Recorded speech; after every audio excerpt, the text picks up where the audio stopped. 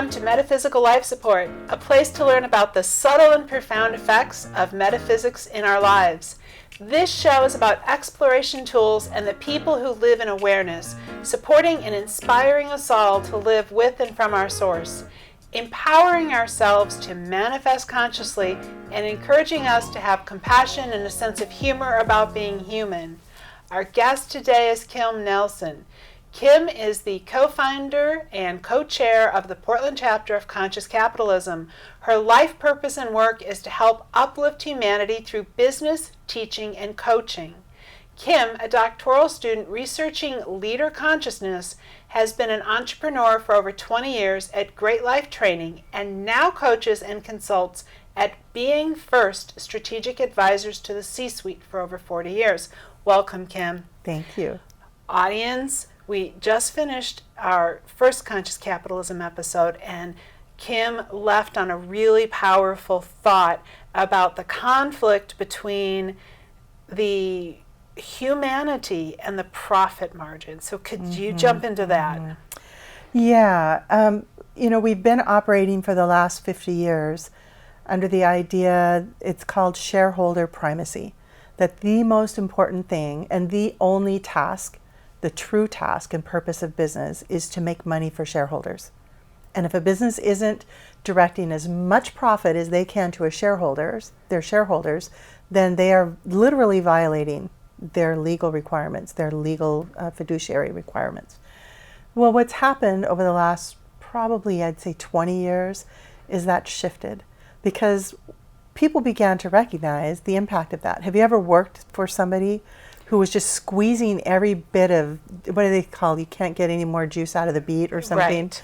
Well, I've worked for myself for 30 years as a coach and consultant. What it reminds me of, though, is in Jim Henson's movie, The Dark Crystal, when the Skeksis are taking all the life force out of the little people. Exactly. That's exactly what it is. And I bet the audience can relate to that. Yes. I think we've all had jobs where you were expected, when you clocked in, you were expected to leave you at the door and become an automan, somebody who was just doing your job, and then don't talk about your personal life. Don't be a mother or a father or a sister or a brother. Don't be sick. Don't be anything except what we're paying you to do, because we just bought your life for that 8 hours. Well, that doesn't work. We are not machines. And so the shift that's happened over the last 20 years, and it's really hitting, there's that model we talk about, early pioneers, early adopters, moving into, pioneers moving into early adopters, and then there's the chasm that happens, and then it moves into mainstream. Right. Somebody who I think of when you say that is Richard Branson. Yes. From Virgin, who is now Virgin Everything. Yes. And he is the humanist and one of the wealthiest people on the planet.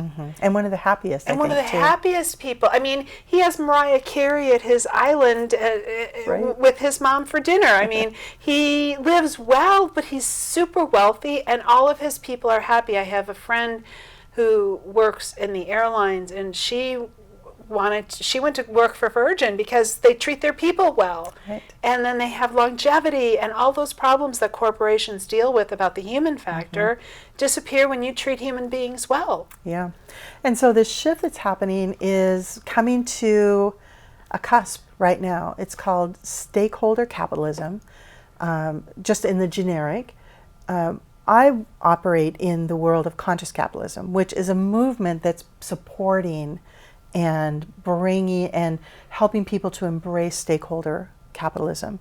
And it's really about that the people within the system matter. That when you're employees, the first responsibility you have is to take care of the people in your system and take care of the environment around you, because we can't continue to just extract life force from people and from and resources from the environment and think that this is going to continue to be sustainable.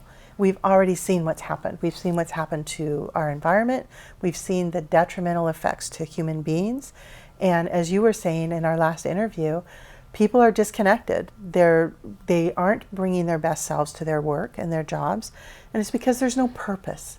And so we're in a place now with conscious capitalism that we're all connecting. Those of us who are in this movement are connecting to a higher purpose. That I'm not going to work just to get a paycheck. Yeah, I'll get a paycheck. But that's not enough. That's not what lights my soul. No, because in another episode I was talking about the human drive for spiritual fulfillment. Yes. That came before the human drive for capitalism. That came before the human drive for anything else.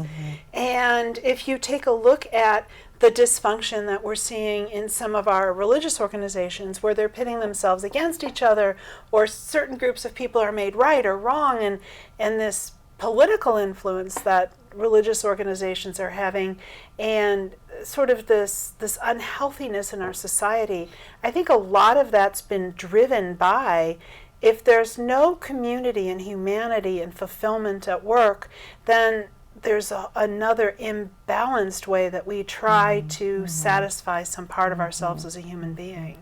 Well, and the more that we can organize ourselves around a shared purpose that includes everybody, the more those the conflict and that polarity that we're currently experiencing. It's incredibly uncomfortable to be in this space of, just randomly hearing people, like, we're in a space of a beautiful conversation and somebody will throw in you're a conservative, you're a liberal, and it's just, let's just be human. Can we just be human? Can we just create businesses that uplift us all, that teach our children how to be compassionate, caring human beings who are doing good work in the world and helping empower our communities. And in creating those businesses, allow for human differences. Yes. Allow for human development.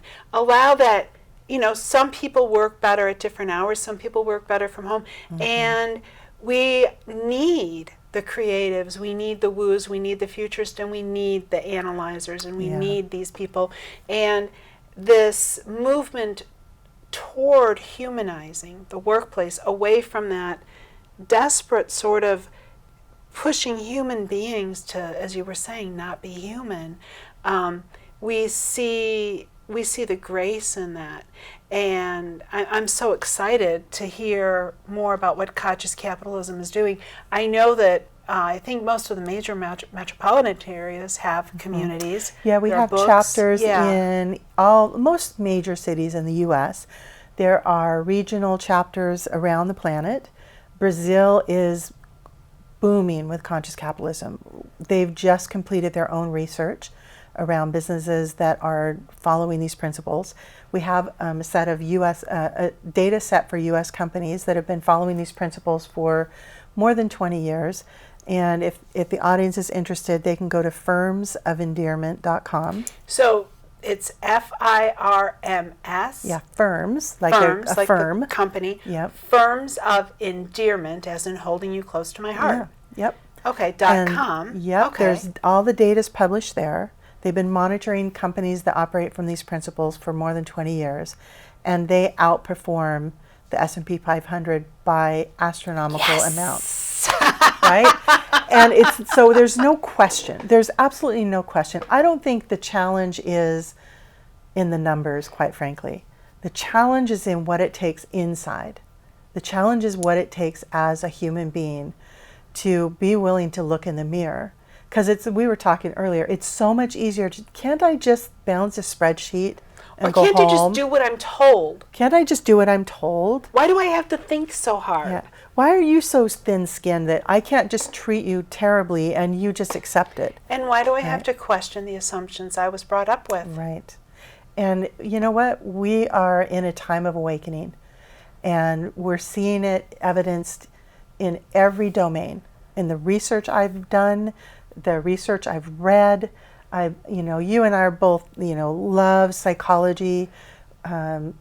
Even the movement of positive psychology is representative of this awakening. And conscious capitalism, stakeholder orientation, all of it is Let's happening. bring Groot into the conversation. Hi, because the Guardians of the Galaxy are bringing together all different kinds of races from the multiverse. Right. And I see our beautiful assistant Jen in the control room just joining us in laughter in that. Because when we look at our entertainment, Our entertainment is waking up. Look at Endgames. Look at Wakanda. Finally, people, African people having a space of power and getting to celebrate that. Everybody coming together, from magicians like Doctor Strange all the way to the amazing, sheer force and power and science of Iron Man and them working together. Yeah. It's like we have all of these working together, and it's exciting because the generation coming up, whether they know it or not, they're living and growing with this, and they're demanding more of that coming forward. So as we're wrapping up here, forms of endearment. Yep. People can also Google Conscious Capitalism, and there's a number of really good books out there. Yep, Conscious Capitalism. It's the yellow book. If you're happy to be looking on the bookshelf, there is a book, Firms of Endearment. Get the second edition because it has the most recent data.